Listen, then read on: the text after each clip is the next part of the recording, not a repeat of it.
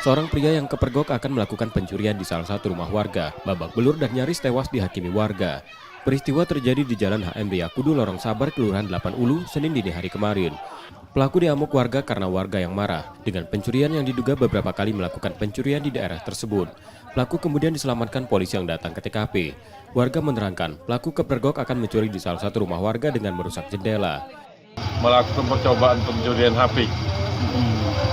Jadi kami langsung ke lokasi, langsung kami bawa pelaku dan yang menjadi korbannya untuk dilakukan penyidikan lebih lanjut.